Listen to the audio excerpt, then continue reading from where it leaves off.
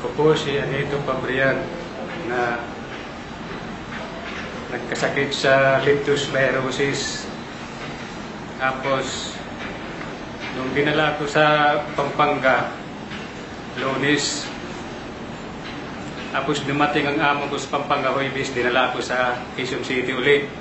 Ang sabi sa akin ni Ma'am Punsalan, Pabrian, saan ba malapit na ospital? Ako Quezon City lang po. Tapos sabi sa driver niya, idaan natin sa ospital.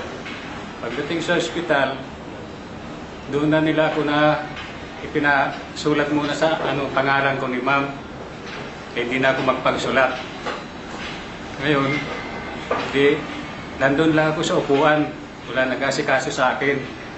Ang sabi ko sa driver, sunduin ng anak ko sa bahay. Tapos dumating naman to. Ngayon, nung dumating ito at wala na akong malay, madilim ng paningin ko at naninilaw na ako.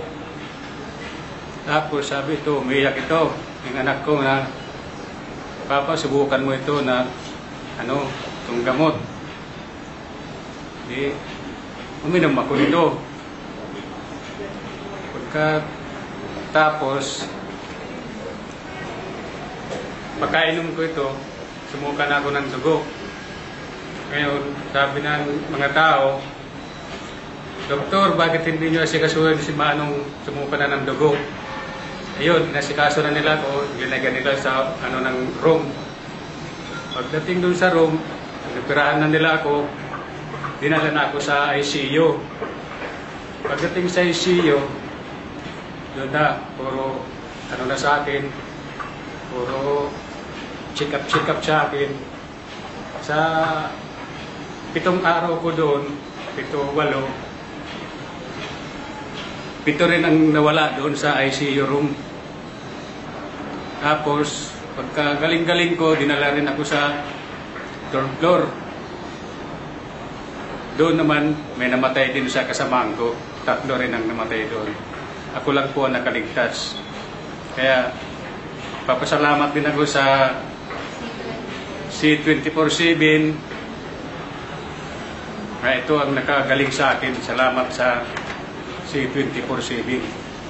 At salamat kay Lord at kay Global Philip James.